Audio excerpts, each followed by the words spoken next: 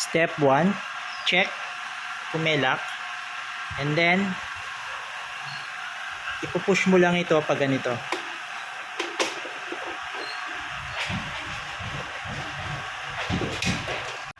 Step 2, tatanggalin mo yung tatlong lock. Ito, tsaka ito.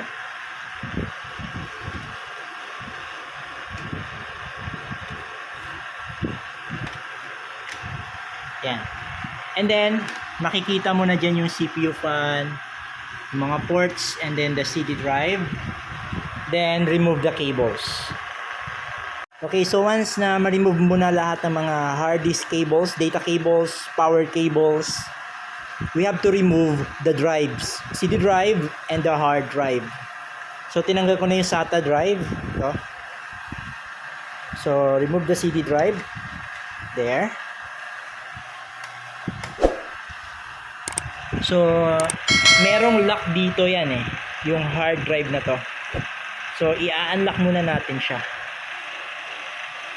So, kung makikita ninyo yung bar, dito yan oh. So, nakalock siya. So, dapat i-move natin papunta dito. Alright. Then, pwede mo nang tanggalin yung hard drive. Kaya nga sabi ko kanina, tanggalin yung cables para tuloy-tuloy yung ating pagtanggal ng mga drives. Step 4.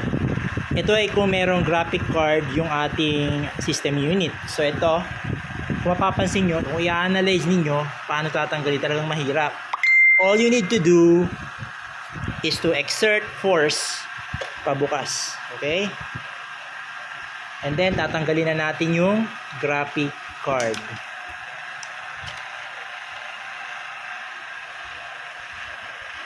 Next step, remove all the cable attached. Ito, pati yung power supply cables.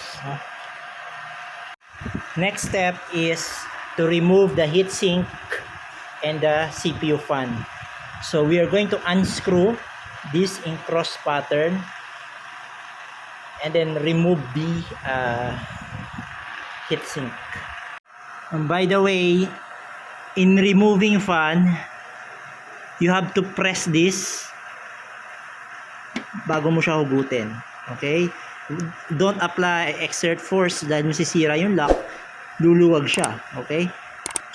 Then, remove the notch.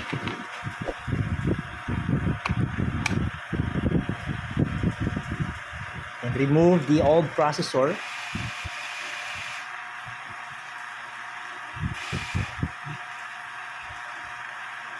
Then install your brand new processor. Get your new processor and install it.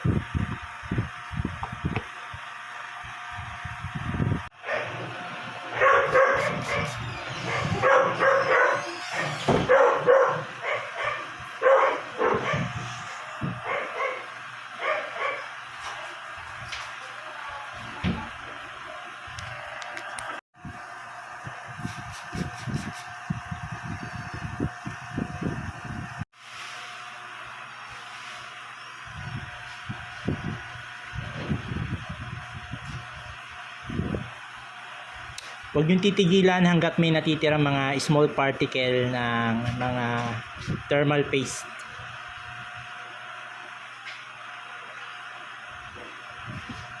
Make sure na makinis siya. And if you notice, hybrid na heatsink ito. Hindi siya ordinary na pure aluminum lang or metal. Ito ay bronze, no? So mas mabilis to mag-conduct ng heat at mag-absorb ng heat and to cool down the processor. Since binuksan na natin siya, don't waste the opportunity to clean the dust from your power supply, motherboard, hard disk, and graphic card. So we're going to use this.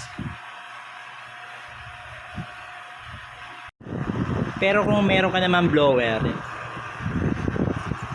mas maganda to. Mas effective to kaysa sa brush. Kasi kahit yung maliit, kahit yung mga singit dito,